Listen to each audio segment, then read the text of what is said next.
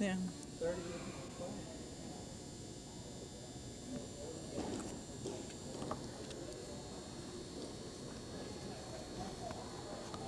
Lunch. I understand while we were in the morning sessions that somebody walked off with all the aluminum cans we had already collected, so there is somebody out there who finds garbage attractive. First, I'd like to thank all of those who provided us with sustenance so that we can continue the learning process without worrying about hunger pangs. The judges have now decided. Our presenters are ready. It's time to give the awards to the poster and exhibit winners. The presenters are Diane Winston, Executive Director of the Chamber of Commerce, St. Tammany West, with the able assistance of Dick Harris, President of the Board of the Unitarian Universalist Society in St. Tammany. Please welcome them.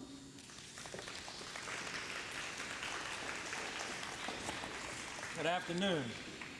Before the actual presentation of the ceremony of the awards, I would like to remind you that there are other activities going on inside the building, specifically things for children in the youth program area, designing a recycling plant, the plastics project, puppet show, and those are, of course, almost in the center of the folder. If you have one, read it. If you don't, they're available at the Women's League's booth in the front. For those of you that are going to receive awards today, we would ask that after you receive the reward that you take the ribbon and go out and place it on your poster so that as the people walk around the hallway, we'll be able to see your poster with your ribbon on the poster. For those of you that had contributed, didn't receive a specific ribbon, we would also like for you to leave your posters up for about an hour or so to give the rest of the people a chance to see your posters. And of course, after that hour or so, you're most welcome to take your own poster and take it home with you if you so desire. This time I'd like to present Diane Winston, who will announce the winners.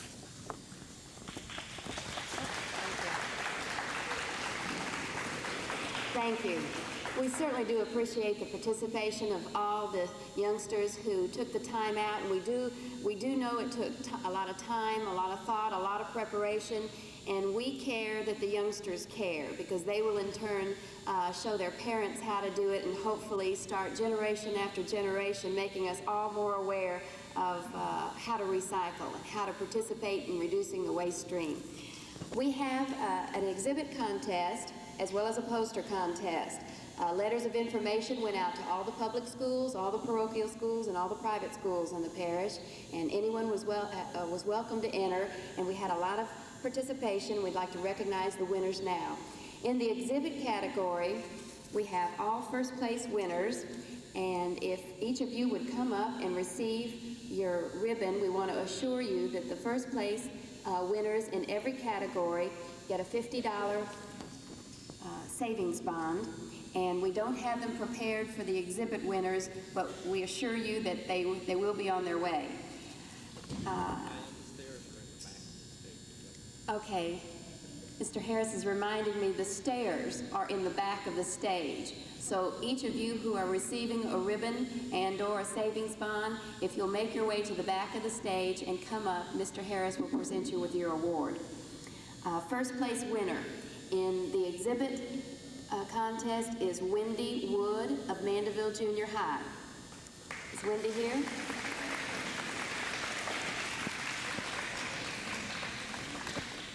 Another first place winner in the exhibit contest is Miss Giro's second grade at Lyon Elementary. Is there a representative from Miss Giro's class here? Another first place winner is Miss Kuhn's second grade class, Lyon Elementary. Do we have a representative? And another first place winner in the exhibit category is Miss Robertson's second grade class, Lyon Elementary. Okay, let's move on to the poster contest.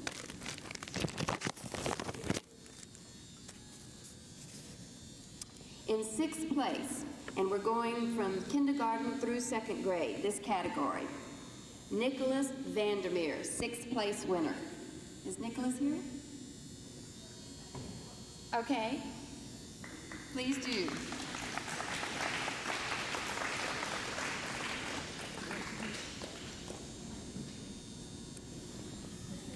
Fifth place in the kindergarten through second grade is Billy Treadway.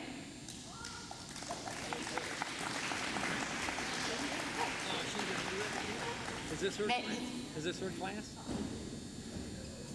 How do you get to represent all this?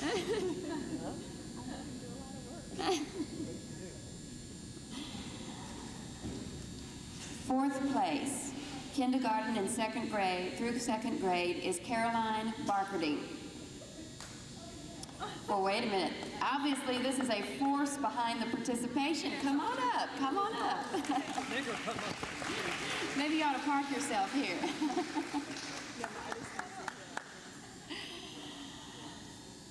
Third place, kindergarten through second grade, is Tasha Walker. Would you like to come take a seat on the stage? Thank you. They're great.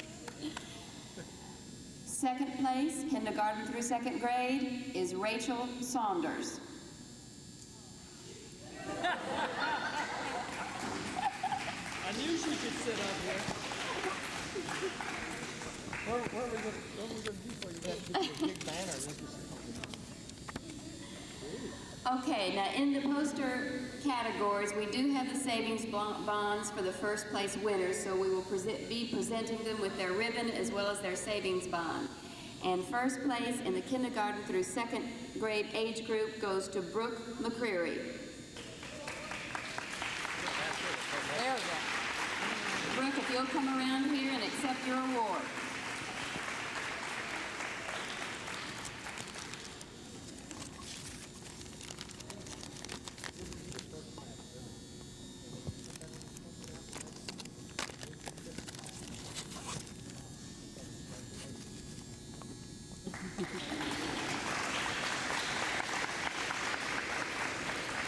Moving on to the third through the fifth grade. Our sixth place winner, is it Graham Baker or Balser? I'm sorry, I can't read the last name. Graham Balser. Fifth place winner in third through fifth grade is Caroline Davis. Fourth place winner in that same age group is Rebecca Boudreau.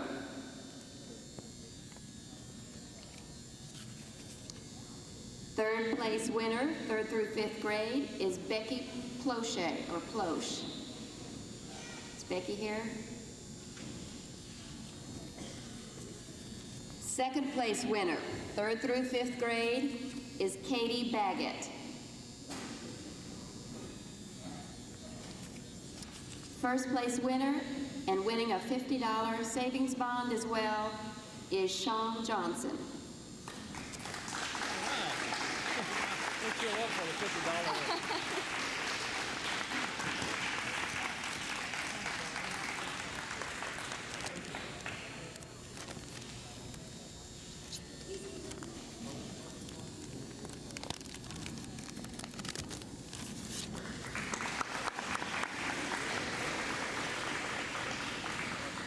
In grades 6 through 8, we are awarding 2 first place winners inasmuch as there were no entries in the high school 9th through 12th grade, and the greatest amount of entries was in this age group. So we're going to award 2 first place ribbons as well as 2 savings bonds in this age group. In 6th place, grades 6 through 8, is Ryan Bilbo. In 5th place, grades 6 through 8, Jason Vorbeck. In 4th place, Jason Hadley. 3rd place, Mikey Fusell.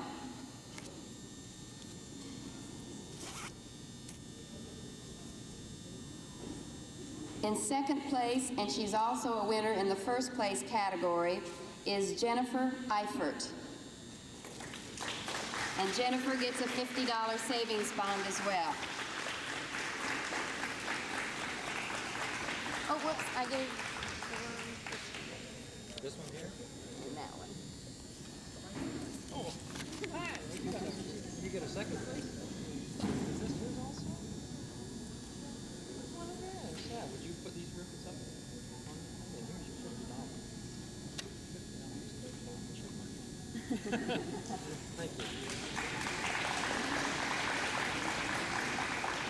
The other first place winner couldn't be here, but it's Amy Tubbs, and we will get her winnings to her at a later time.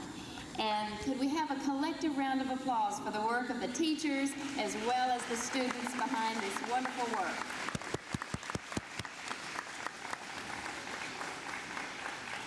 At this time, I would like to say that each of us should be very grateful that there was one person who made the success of this conference an absolute personal crusade for the last 5 to 6 months. The leadership of the chairman of PARC was marked by a high sense of purpose, a great sense of humor, which was necessary a lot of times, and the unflagging dedication and commitment to not only the success of the conference, but to the issue of recycling, and it should serve as a great example for each of us. And right now we'd like to publicly thank and acknowledge the efforts of the chairperson for the Pontchartrain Area Recycling Conference, and I'm not even sure she's here, but is Willie Glasgow around?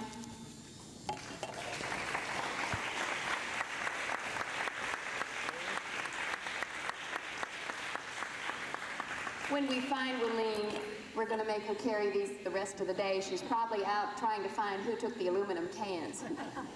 Thank you very much.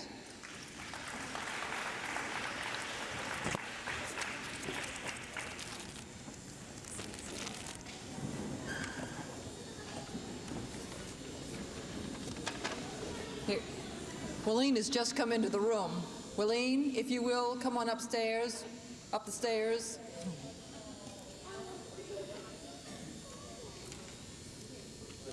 Another award for you.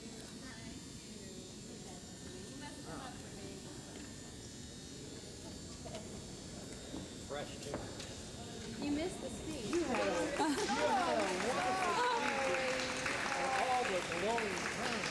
Would you like to tell her why she's getting it all out? I'll tell her later. Can I say You certainly may. that our chamber has been so good to let me make copies for everything to do with the conference since last March. So since I missed all those glowing comments, I'll ask Diane to please make a copy and send it to me. Thank you. I will.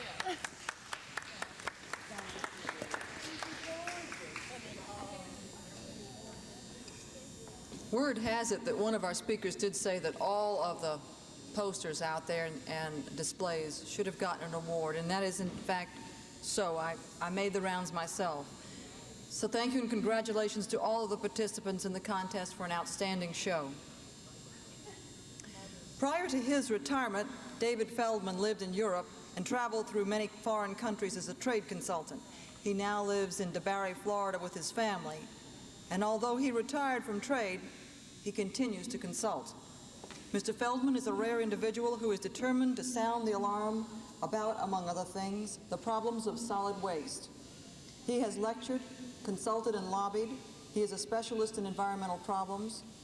He is now serving as chair of the Solid Waste Advisory Committee in Volusia County and the Halifax River Cleanup in Daytona Beach, Florida. Welcome, please, Mr. David Feldman, who will speak on recycling of plastics.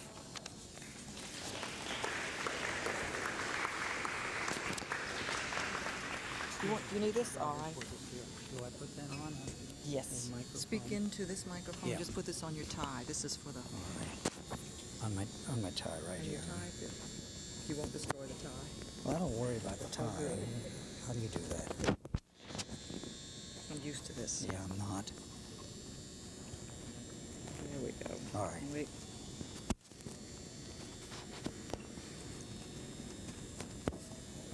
There. Thank you very much, Mrs. Fink. I must take exception to one thing that you said, and perhaps it's my fault. No, I am not retired. Although I live in Florida, I don't sit around and wait for death like a lot of Florida citizens do. And at my tender age, I find myself more active and busier than ever before. And I believe that if I had to retire, I don't think I'd last more than 2 weeks.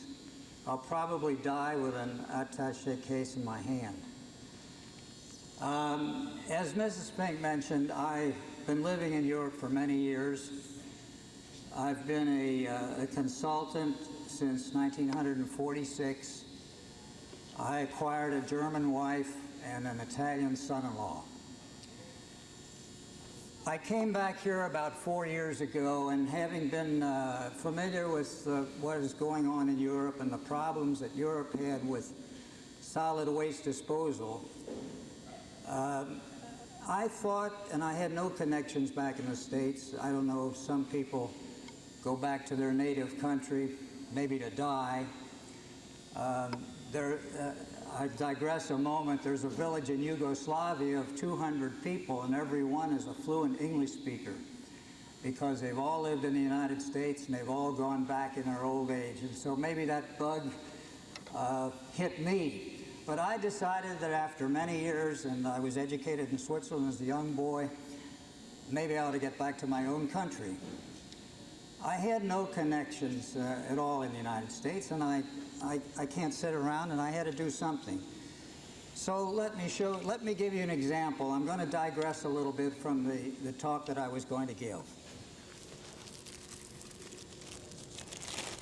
This is a degradable bag, Italian.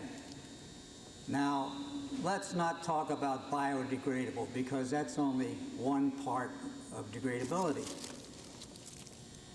There is a biodegradable bag which is created by the addition of cornstarch to the basic plastic mix.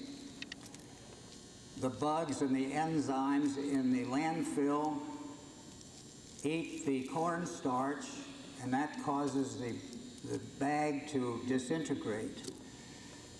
But that's no good for litter. Litter lies out in a park, on a playground, maybe in the snow, and all the biodegradability in the world isn't going to help it. So those bags are photodegradable. Photodegradable are made by the addition of chemical additives. So I thought, you know, who could be against this? I started to promote degradable bags in the United States. Nobody would listen. I went around to the big supermarket chains. These things have been sold in Europe, not by the millions. The technology's not new. This technology's 20 years old. Nobody would listen. And I tried for a year. Just on the payroll of no one. I'm on the payroll of no one today. It's using money out of my own savings, my own pocket. So finally, one fine day, I thought to myself, well, I'm getting nowhere, and the only way you can handle these people is to hit them over the head.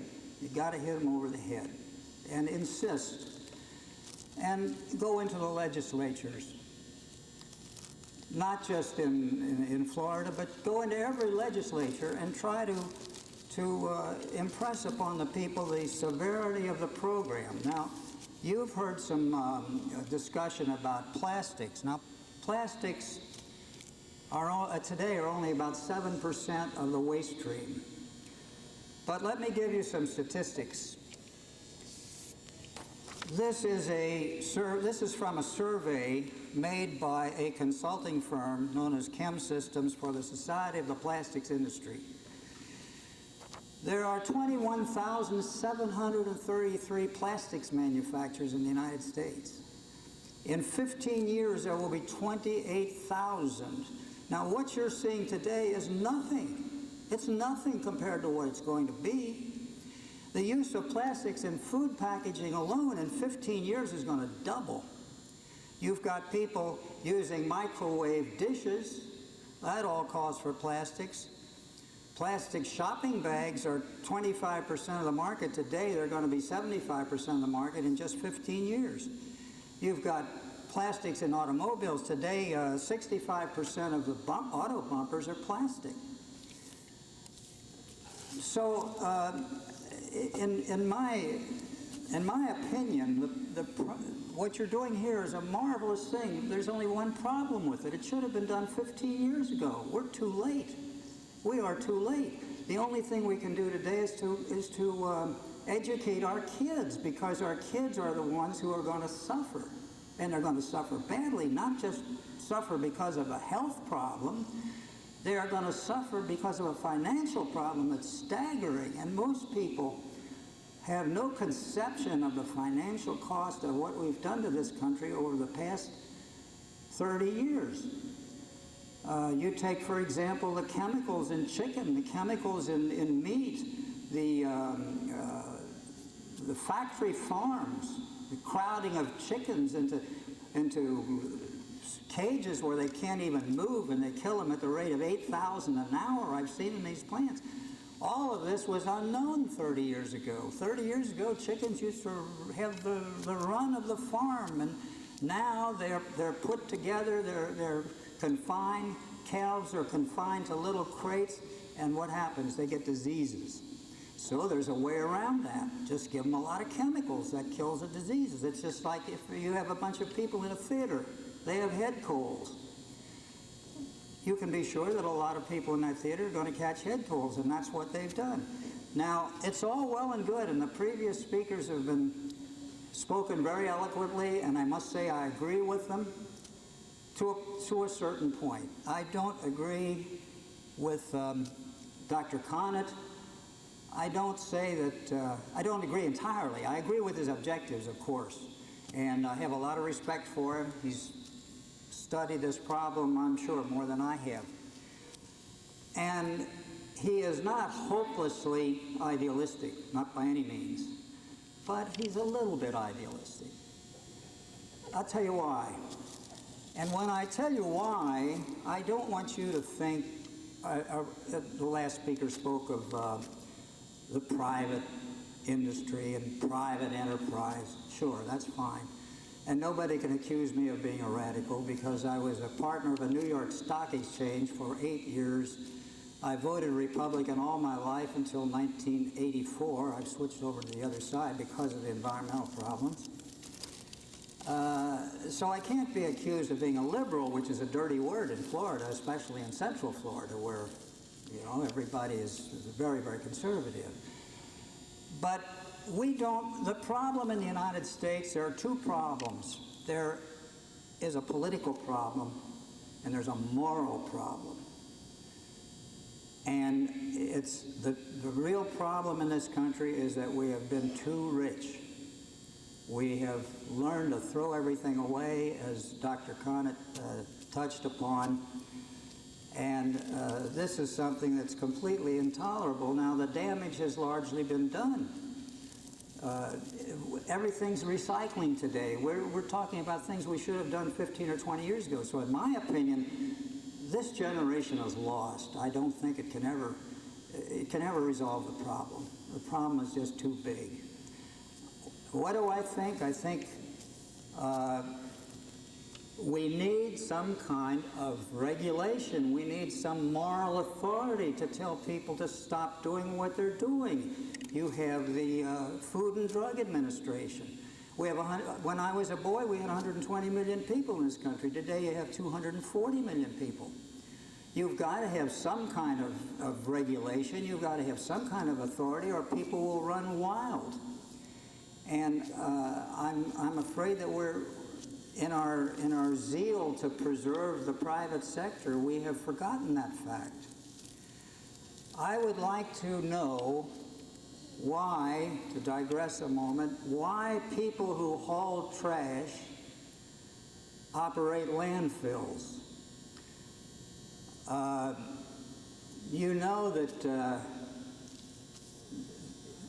the people in a large, I will say this, in many parts of the United States, the people who haul trash also operate the landfills. Why is this necessary?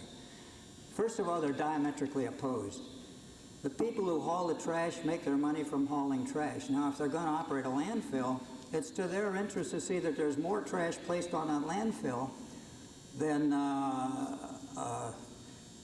the more trash is placed on the landfill, the more money they make. That's what it boils down to.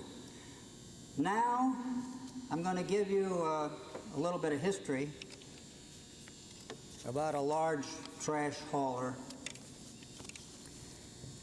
And the point I want to make is that when the public begins to howl, as they're doing now, because these mass burn plants with their toxic ash are a disaster. Wherever they've been built, they're a disaster. And when groups like this get together to fight them, it has been proven that they're being successful because the legislators are listening. They're listening to the public. And no matter how many people fight these things, if it's in the public interest, they're eventually going to prevail.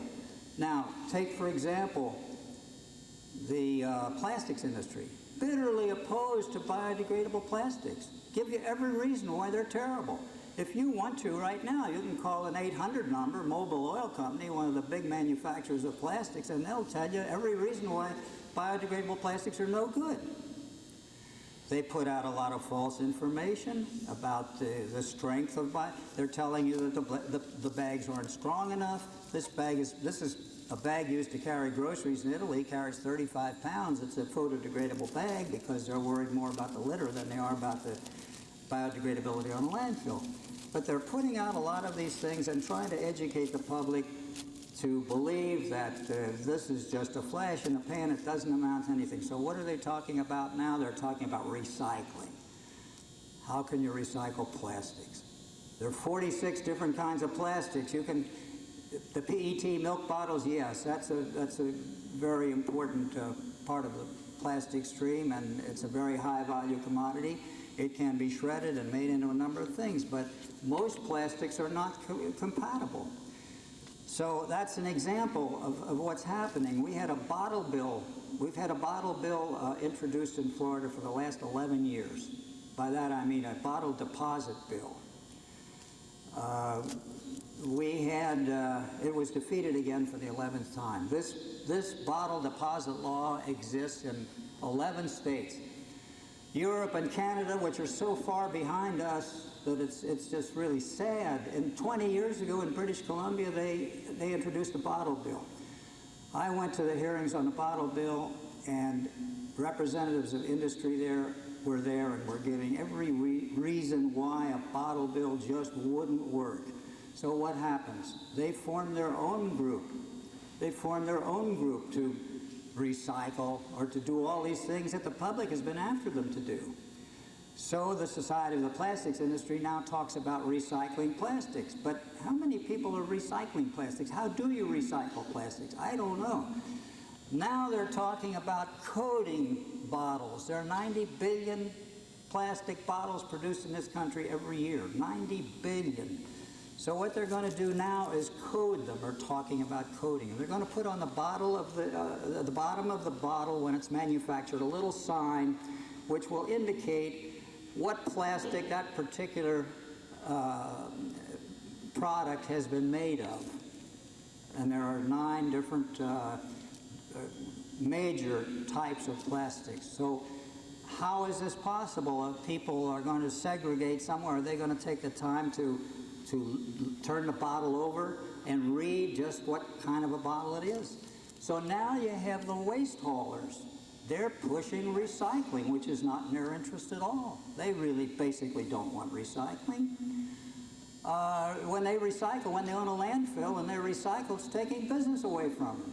So now they're pushing recycling. In some areas, they put a big seal on the waste, on the hauling trucks and say, sure, we're for recycling. I don't believe it.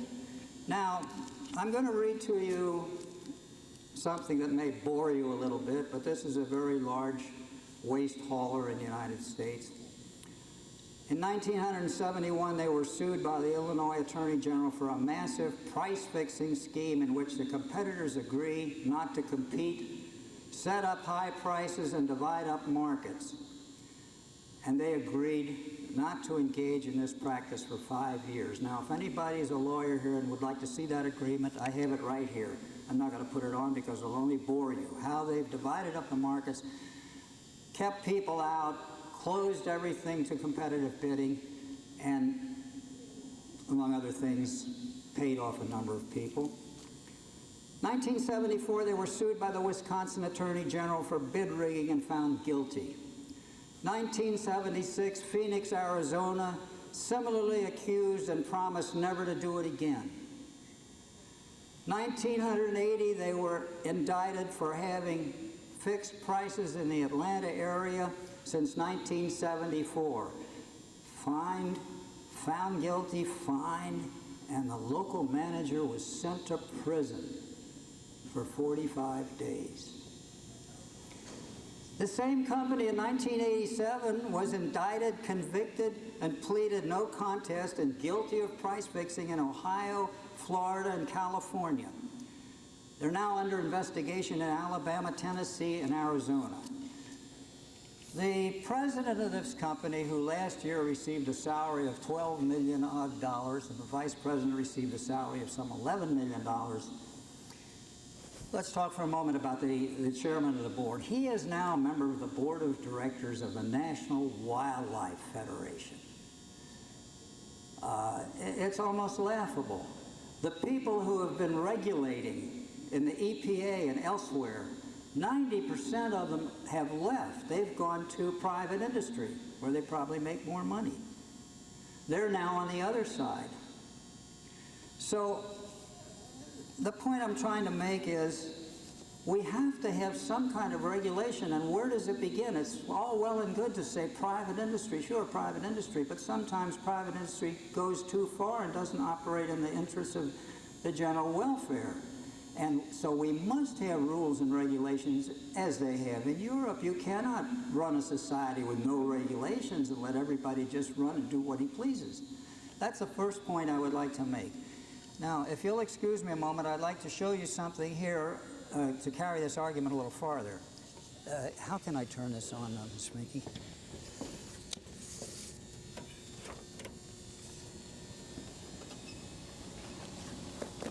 Oh, wait.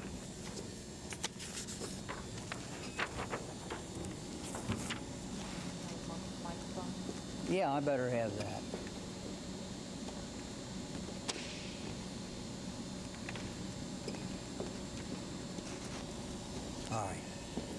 All right, now let's talk for a minute about the purveyors of mass burning. Fortunately, Louisiana hasn't been blessed with this blitz that we're having in Florida. Everything today is mass burning. Why? Because they're panicky. Everyone is panicky. Every jurisdiction all over the United States is panicky because they haven't done anything for 15 years. Now, all of a sudden, let's do it. Let's do it right now because the public is on them. So what's the first thing they think of? Just burn it. That reduces the volume by 90% if you burn it. So the people that built the nuclear energy plants are now building mass burn plants. And in Florida, we have a very, very big problem with mass burn plants, trying to keep them out. We have 6 in operation. But I want to give you an idea of what's going on. This is an ad in a trade paper. We've done more waste-to-energy projects than anyone in America. These are plants that they are proposing to build on this side. And these are the plants that they're bragging about that they have built. Now, would you believe there is not one mass burn plant, not one, that hasn't been a disaster? They are disasters, every single one of them. And this plant that they're bragging about, let me read you. The first one is in Millbury, Massachusetts, and cost $150 million. And by the way, these things will bankrupt any county or even a state that really goes into this in a big way. Millbury, Massachusetts. First of all, around this plant, you can't sell a house today. There's no market for any house within several miles of this plant that cost $150 million. The tipping fee, that is the fee that is charged by this facility to receive garbage, is $70. The tipping fee, it was going to be cheaper. This was all going to be cheaper, of course. The tipping fee when it opened was $70 a ton, which was higher than anything they had known. The EPA is taking enforcement action against the company for high sulfur dioxide emissions. That's the one down there. Claremont, New Hampshire. In tests, 19 out of 20 samples failed for lead. Cadmium levels. Cadmium is one of the most dangerous elements known to man. If you ingest enough cadmium, you will become very deathly ill, believe me. And that's happened in the Far East. The cadmium levels of that second plant in Claremont, New Hampshire exceeded 5 times what they were supposed to. Now, I must admit, North Andover, Massachusetts, I don't know anything about. I have no information on that, but I know plenty about Pinellas County, Florida. That is the largest mass burn plant in the world. And by mass burn, I mean they take all of the garbage, there's no separation, it's all dumped into a great big hopper, and it's all burned just like that, period. Pinellas County, which is St. Petersburg, was... Oh, excuse me. I'm sorry. Yeah. Pinellas County was told that the grates in this plant would last 20 years. After 10 months, the grates failed. Now the walls are deteriorating. $5 million to repair the grates. This is one of the expert companies that builds these things all over. And goodness knows, the wall's deteriorating already. It hasn't been in service very long. I don't know how much more is going to have to be spent by somebody. They want to throw it back onto the community. The next one is Westchester County, New York. An independent test showed extremely high lead levels, 500 times the allowable federal hazardous waste level. 500 times more. These are the plants that they're bragging about, that they've built. The one on top is shut down. Saugus, Massachusetts, shut down for a year. Big problems with electrostatic precipitators. Will cost $30 million to retrofit, and the plant will be shut down for 1 year. Now, who's going to pay the $30 million? They'll be arguing about that till doomsday. Now, I'd like to show you how this is operating in the state of Florida, and I assume that it's operating elsewhere. This is a consultant's report for 13 counties in the state of Florida. Boston consultant, weighs more than 10 pounds. It's about 3 inches thick. This report cost $350,000. $350,000 of taxpayers' money for this report. And what do they recommend? Mass burning. Now, it's very interesting. How much of this report do you think is associated with the problems of mass burning? Here it is. Less than 1 page. Less than 1 page. The problem of mass burning is the highly toxic ash that is spawned when this type of operation, wherever this type of operation exists. And it's less than 1 page. It even mentions that particular fact, which is the most important part of the whole thing.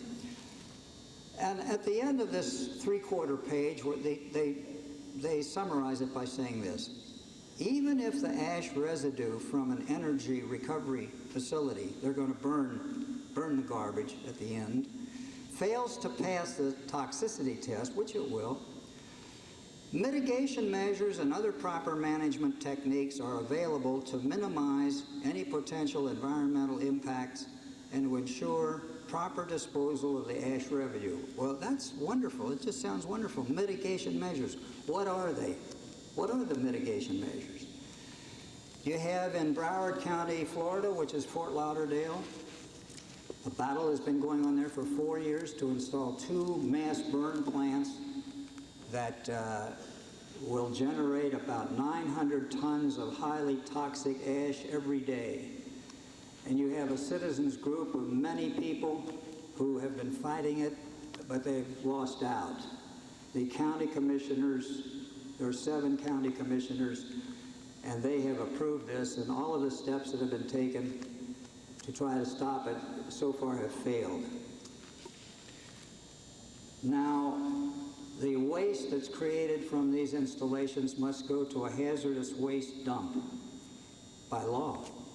The waste is very dangerous. The closest dump of this kind to Broward County, Florida is 600 miles away at ML, Alabama, on the Mississippi-Alabama border.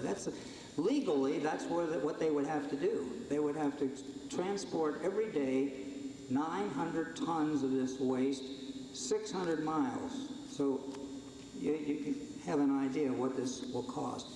One of those county commissioners was quoted as having said, "We are going to have these mass burn plants no matter how much it costs." No matter how much it costs. And this is the sort of thing that disturbs me very greatly. We have a small county in Florida. Lake County has 130,000 people. These same consultants made a survey for them, recommended mass burning, and a plant, an installation costing $77 million. Ridiculous, completely ridiculous. Doesn't make any sense at all. And in a meeting of county commissioners, I brought up this subject, and the people who wrote it were sitting there. And after I had talked, I ran into them, and I said, "You know, this thing's a perfect horror." I said, "You're asking $350,000 for this thing, and in my opinion, it isn't worth $10. And I said, "I can tell you that I'm not the only person who thinks so, because 5 months after this report came out, I talked to the director of Public Works in this county, and he listened very carefully to what I had to say, and then he said to me, 'I'm certainly interested in any information you could give me because I want to be educated.'" So they spent $350,000 on a survey, and he wants to be educated. There was an old man at this county commission meeting. This was just last week. I guess he was about 80 years old. He was either half blind or he couldn't walk, but he had to be assisted up to the podium. And he said, "I've lived in this community all my life," and he said, "it absolutely sickens me what is going on with consultants.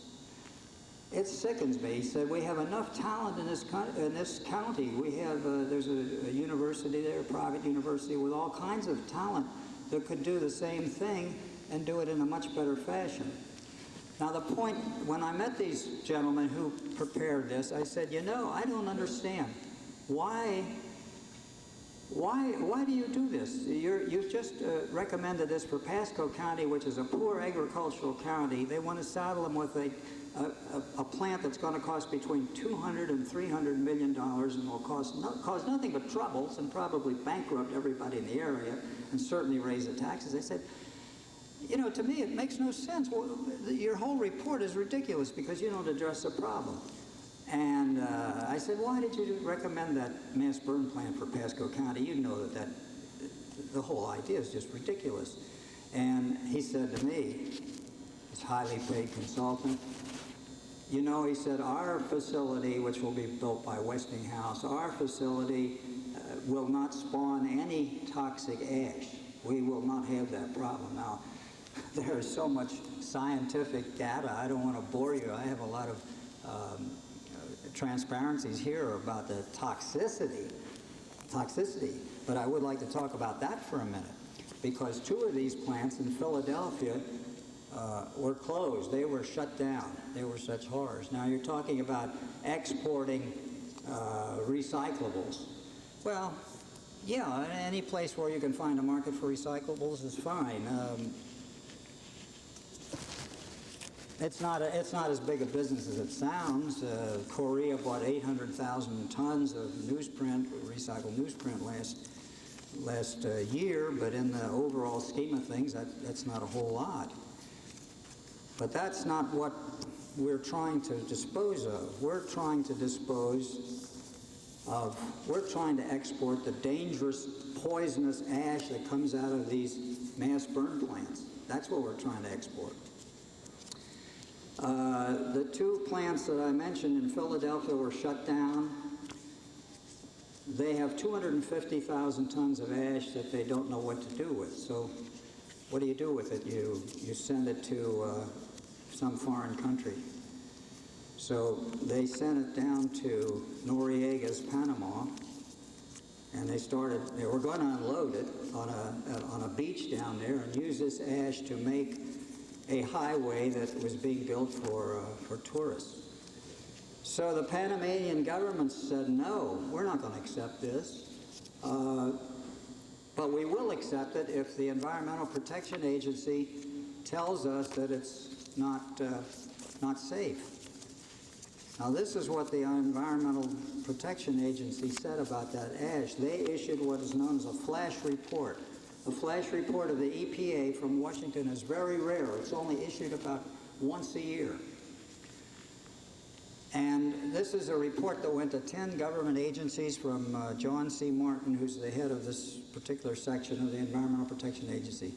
And he says, flash report, Philadelphia incinerator ash exports for Panamanian road project, potential environmental damage in the making.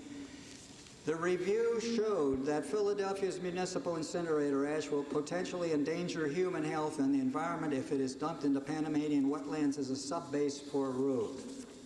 So Mr. Martin, like a lot of bureaucrats, didn't want to take it upon himself to say, no, you can't do it. So he sent this problem around to 10 government agencies, different agencies. And the upshot of it was this. Philadelphia incinerator ash exports for Panamanian road project, potential environmental damage in the making. Our contacts with experts, this is the EPA, confirm that the project will very largely create serious environmental and human health damage.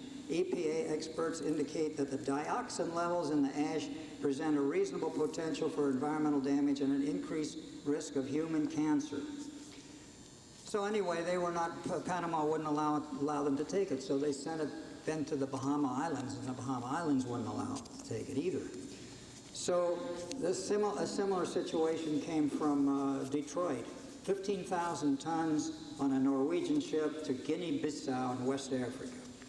Guinea-Bissau is a very poor country. It has less than 1 million people. They offered the city of Detroit, or the carrier, or whoever had the contract to handle this very dangerous ash, said, look, how would $40 a ton be?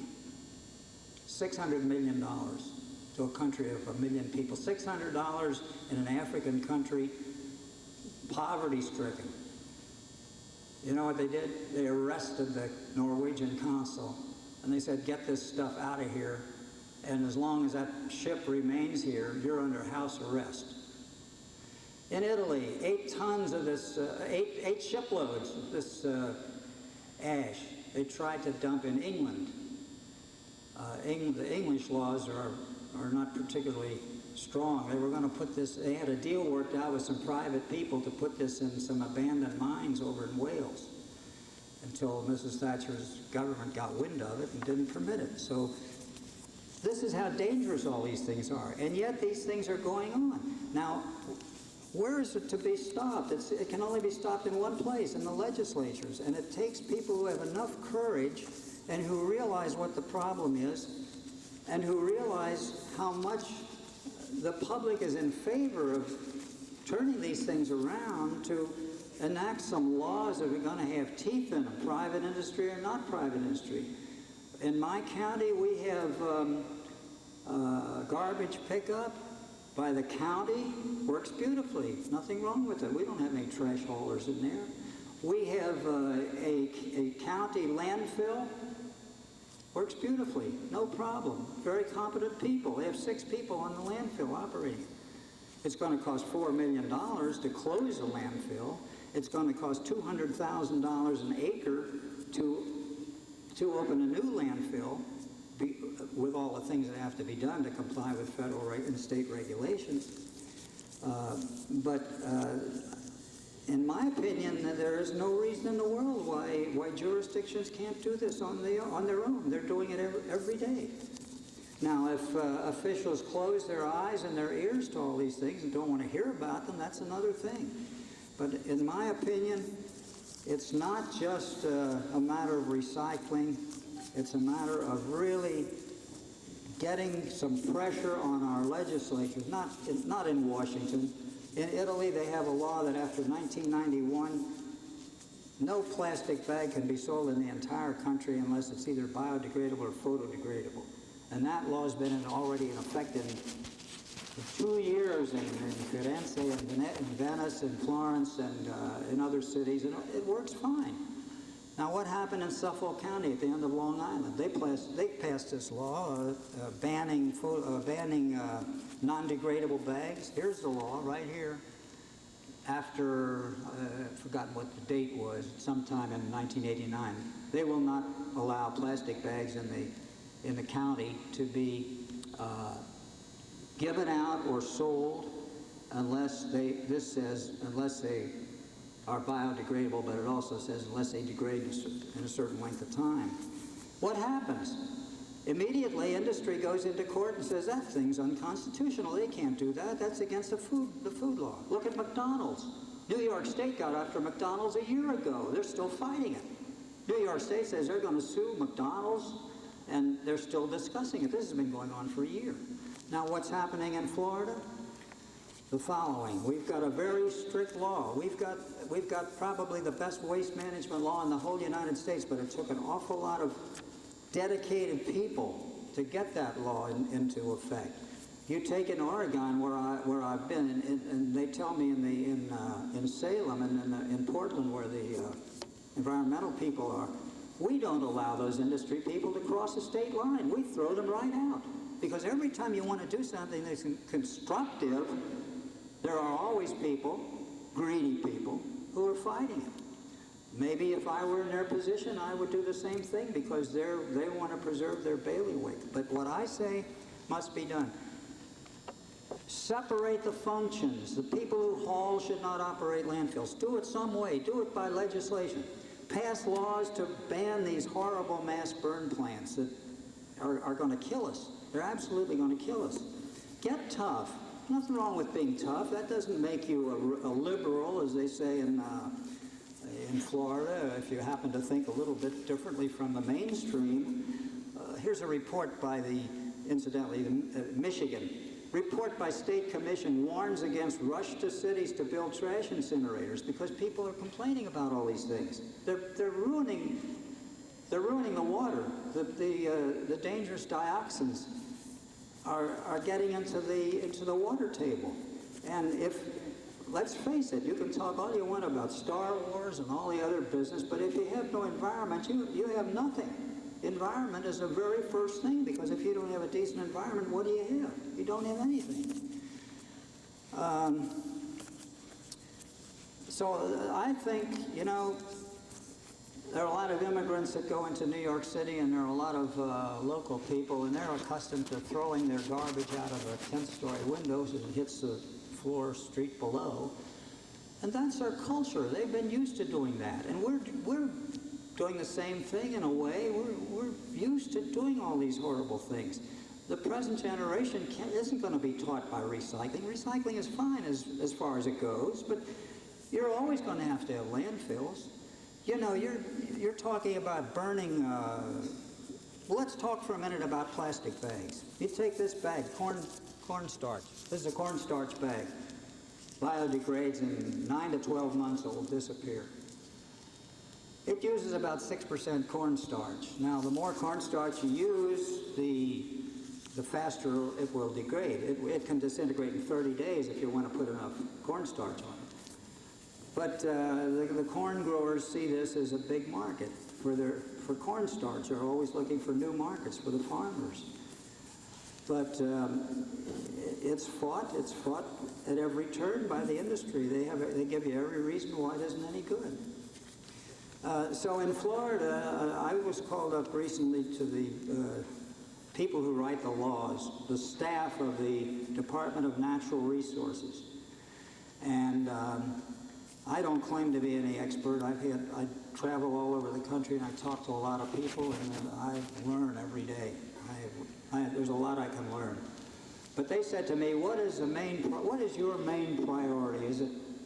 What is it, bags? What's the priority that you have? I said, look, let's not talk about bags, because there's now an additive that's both biodegradable and photodegradable.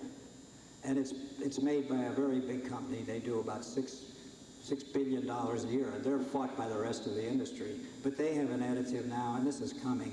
In England, they have an additive that Imperial Chemical Industries can degrade these horrible 90 billion soft drink bottles. They can be degraded. So all of this stuff is coming. It's coming eventually because it's being demanded. But I said, I'll tell you what my priority is, if you want to hear what my priority is.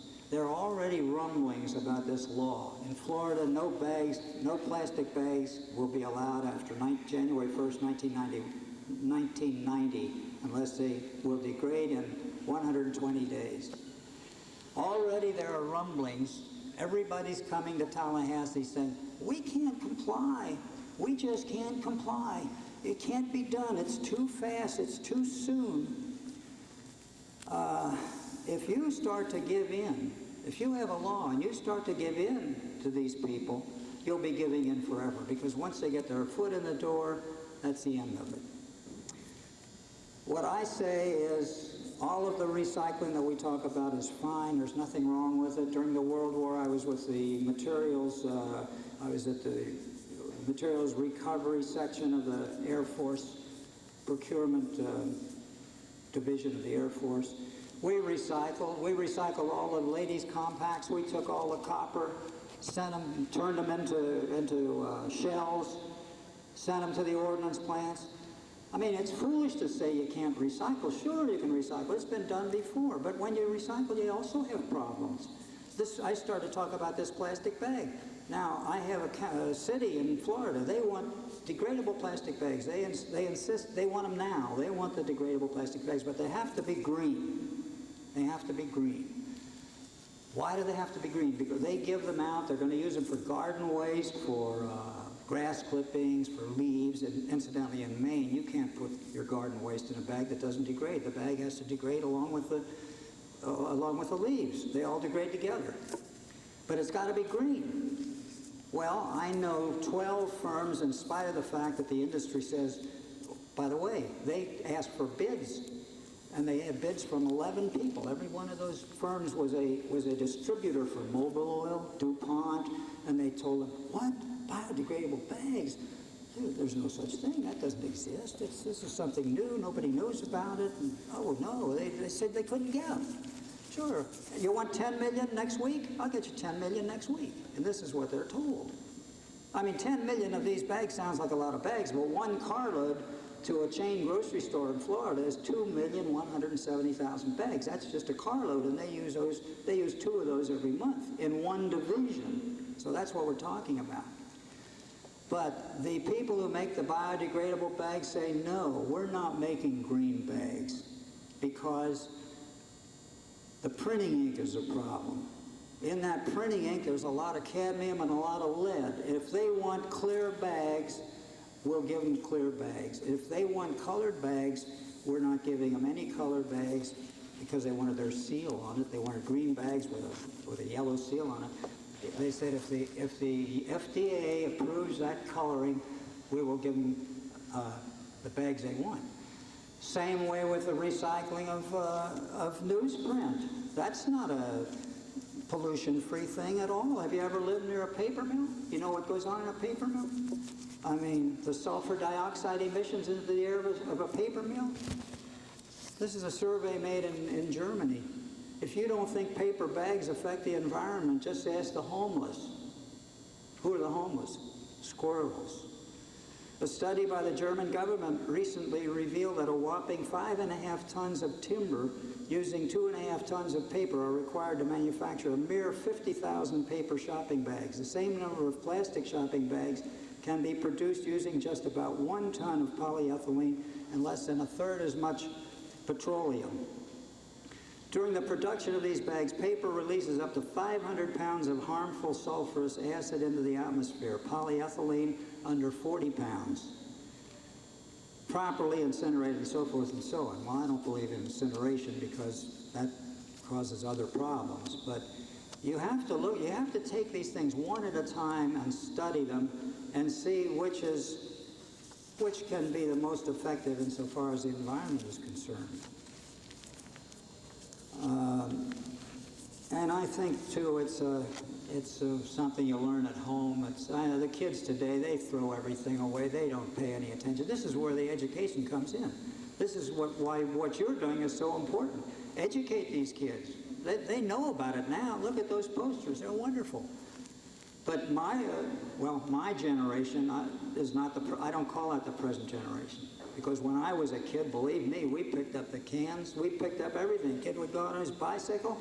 And you know, we really were, we didn't know it, but we were environmentally attuned at that time, but not today. Everything today is throw it away, and it's more and more and more. So the only message I would like to leave with you is, while I'm in sympathy with all of these things, to keep it in the private sector, sure, there's nothing wrong with that, but put a lot of pressure on the legislators to do something and not to listen to the lobbyists. Here's just a case in point. Montreal, Quebec. Has to biodegrade. That's for leaves. Biodegradable bag. Why can't every community have something like that? Because, among other things, the Society of the Plastic Industry fights it. They'll give you all the reasons why it's terrible, and so there you are. So that is, I think, and I have to repeat myself again, I think it's a moral and a political problem, and of course an educational problem. Educate the kids, and that's the best thing that we can do today. Go into the schools and go to the public, go to the high schools too, and try to impress upon people what this is going to cost, because it's going to cost a fortune. There's no way around it. It's going to cost a fortune. Tipping fees to put garbage on a landfill in New Jersey were $7.50 just a few years ago. Today they're $102. $102. Every community in northern New Jersey has a problem. They ship their waste to Wisconsin. They have transfer stations in northern New Jersey, which incidentally, if you think of Japan as a crowded country, New Jersey is 20% more crowded than Japan on a per square mile basis. They have transfer stations in New Jersey. They bring the garbage in from a number of counties, repack it, put it on a freight train, send it to Wisconsin. I had occasion to talk to one of the officials in Trenton, whom I know, the state capital, and when he heard I was on the phone, the first thing he said was, "Don't tell me you want to send your garbage to us, because this is what's going on everywhere. Ship it out, just get rid of it." I thank you for having listened to me, and I hope I haven't disturbed you too much.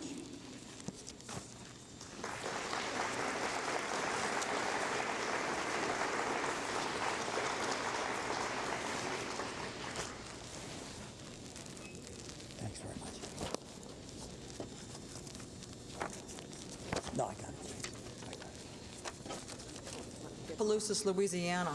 He attended USL, served in the U.S. Navy, and received a BA degree in political science at the University of Southwestern Louisiana.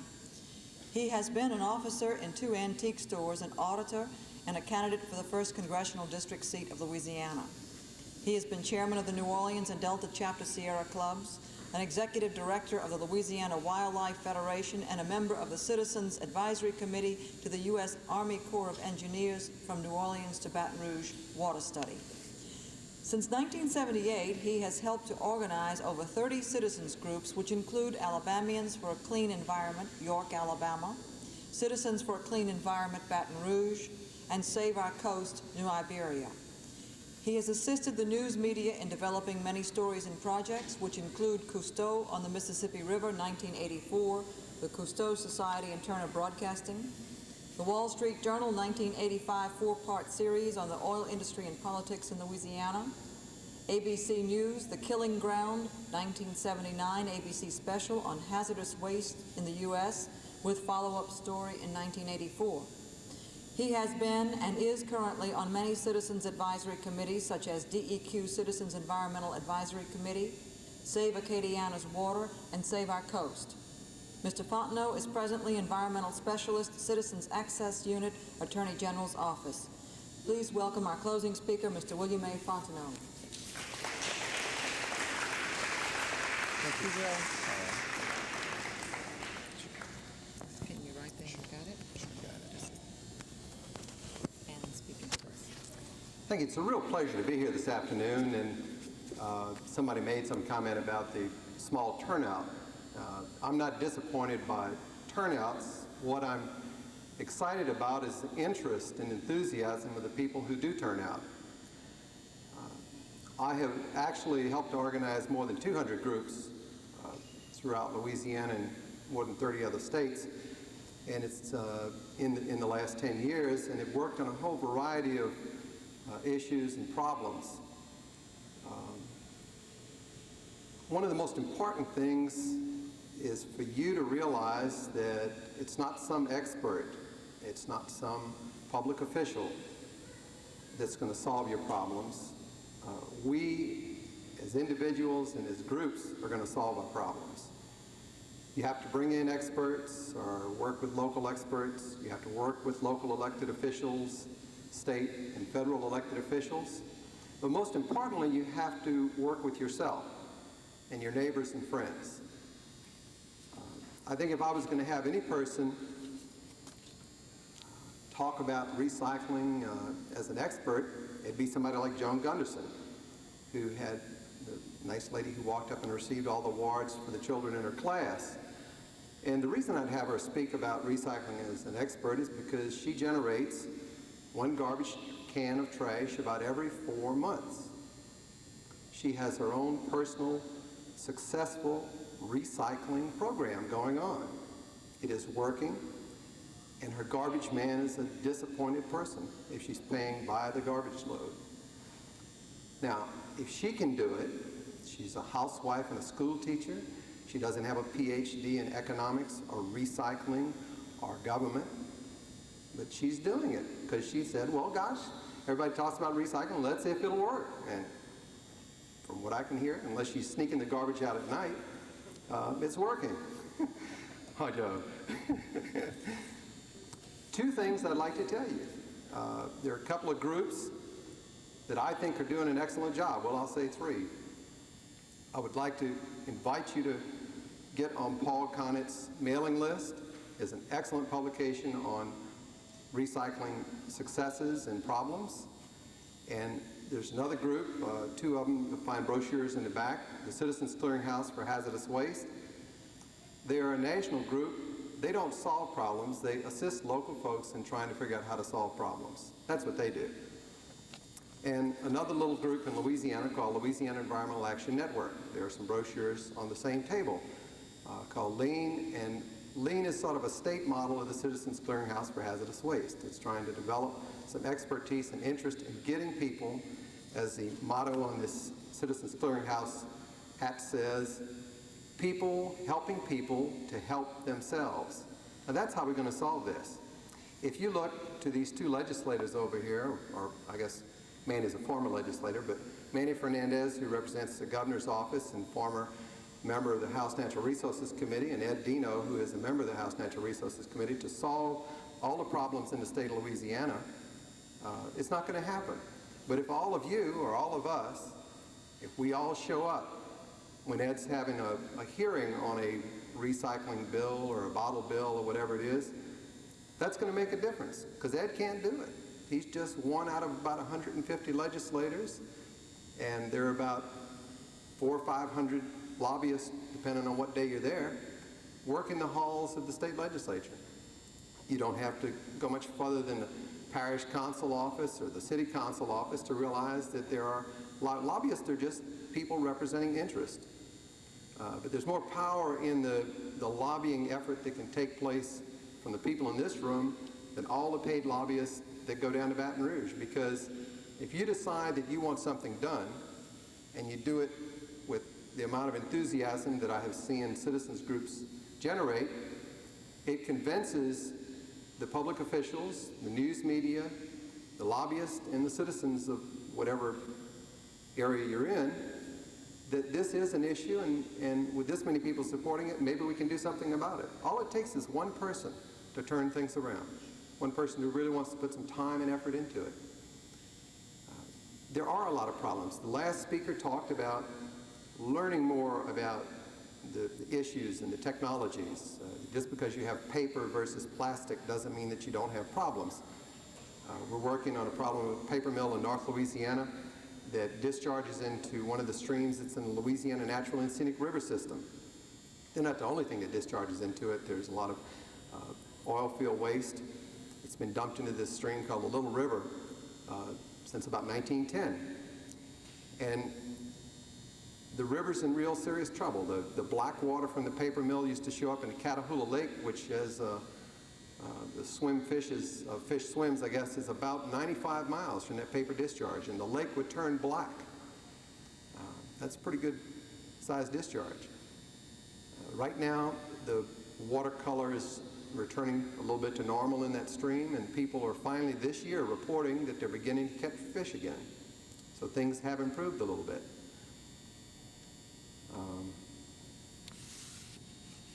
The last speaker talked a little bit about some of the problems at a company called Waste Management Incorporated, and they're not any exception. Companies dealing in waste disposal have had around the United States with graft and corruption and price fixing and other things like that. I mean, one of the next speakers might be able to tell you something about the new business they're in, or the old business, which is selling non-biodegradable concrete shoes. Made him an offer he couldn't turn down, you know. And that sort of thing used to work in the past. I hope it doesn't work these days, where public officials are intimidated by, you know, lighthearted gestures like, gosh, I'd just like to see what the fish are doing in the Mississippi River this week.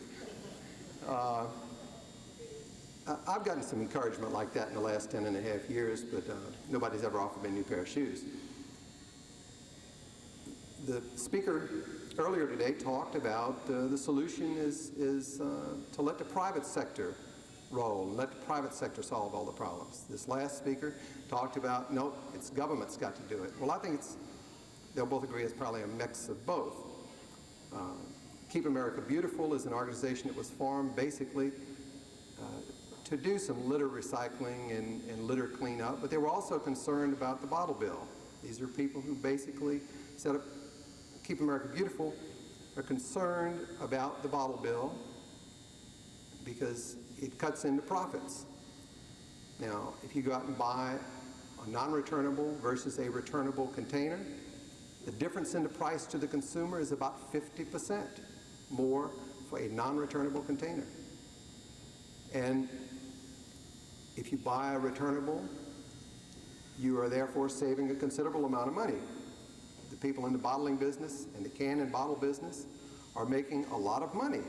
And so they're very interested in making sure that you continue to throw your waste away, or that you get into a recycling program, but don't get into reusing. I think Paul kind of talked about reusables.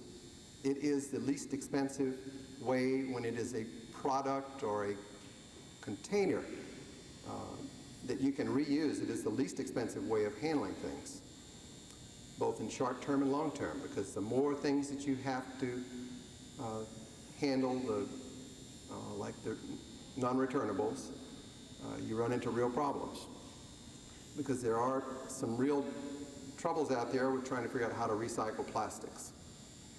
And I think we're just beginning to learn.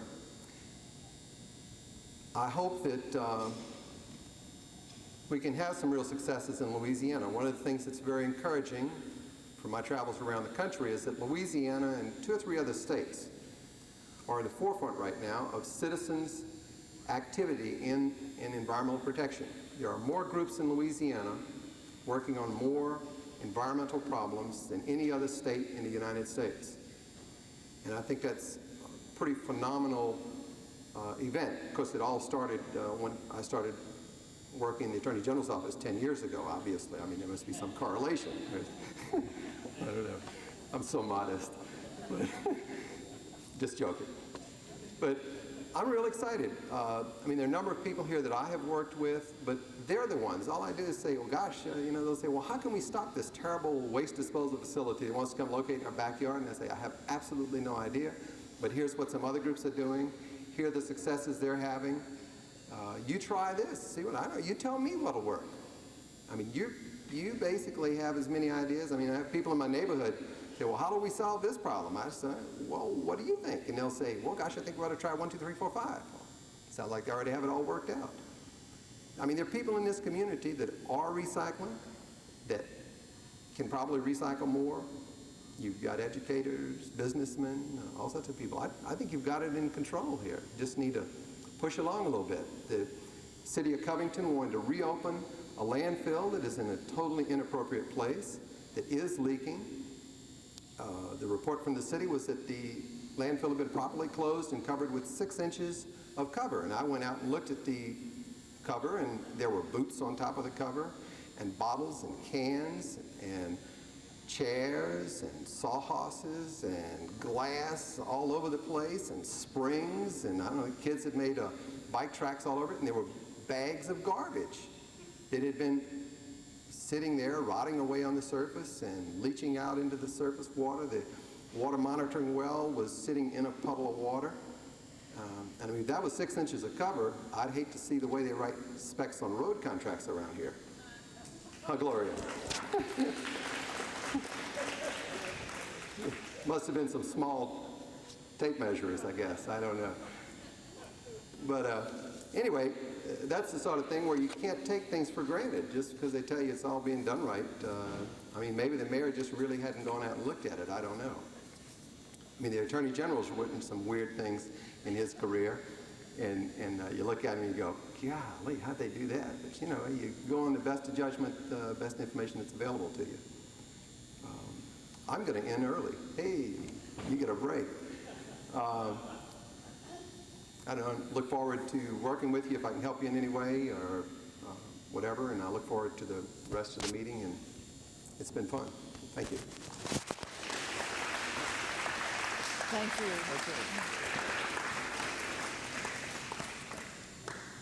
Thank you, and a large thank you to all of our speakers today. Before we leave for the afternoon coffee break, I'd like to give you some logistics about the breakaway session. The breakaway sessions are scheduled to begin at 3. 3 of them will be held down the hall in the southwest corner of the school in rooms 211, 213, and 215. The 4th will be held in the west corner. Mr. Cologne, it's yours over here? Over there, west corner. Okay, good. There is enough time for each of you to fully attend 2 of the 4 sessions. The sessions will run from 3 to 3:45 and will be repeated from 3:45 to 4:30. The 4 speakers will give you a brief synopsis of their sessions, or at least I'll give you a synopsis and I'll have them wave, or they can come up on stage with me. Choose 2 of the 4, and after your coffee break at 3 o'clock, go to the first of those. The first in line of the sessions that I want to tell you about will be Representative Edward Dino, who is serving as representative for the House of Representatives, District 77, and has been very busy this past couple of weeks, I'm sure. Glad to have you here. He's in the Louisiana legislature. Representative Dino has sponsored legislation for scenic rivers and bayous under the protection of the state scenic river system, as well as legislation to reduce waterway pollution. He has opposed mass burn incinerator facilities and harmful sewer treatment decisions. He will be in the same room with former Louisiana legislator and assistant to Governor Romer, and also a friend of the environment, Manny Fernandez, will be with him. Representative Dino's session will be on environmental legislation. The second, and the one in the gym, Mr. Ernie Colonna, environmental activist, chairman of CLEAN, which is Calcasieu League for Environmental Action Now, Solid Waste Committee, and advisor on the Solid Waste Methodology Committee, which is Calcasieu and Cameron parishes. He's past vice chairman of LEAN, Louisiana Environmental Action Network. He is a strong advocate of community-based recycling centers as a rational solid waste solution. Mr. Colonna's session will be on recycling efforts in Southwest Louisiana. Patrick J. Kolowski has a business administration degree and was a fellow in the Institute of Politics at Loyola. He was an aide to Mayor Moon Landrieu, a self-employed consultant on solid waste management, director of solid waste management in Jefferson Parish, and is currently director of the New Orleans Sanitation Department, which also encompasses a new pilot program for recycling in Orleans Parish. Mr. Kolowski's session will be on recycling programs in New Orleans. And Dr. Thomas, has Dr. Thomas arrived? Yes, Dr. Thomas is here. Oh, good. Dr. Robert A. Thomas, professor, landscapist, lecturer, biological researcher. He received his PhD from Texas A&M University in vertebrate zoology. He is executive director of the Louisiana Nature and Science Center in New Orleans East and on the faculty as adjunct professor of biological sciences at the University of New Orleans and Tulane University. His professional interests include coastal erosion and developing sound environmental lifestyles. Dr. Thomas's session will be on recycling nationwide. Thank you. Thank you all to who have attended today. We have received a wealth of information, and we will be rich indeed if we turn that knowledge into action. See you at the breakaway sessions.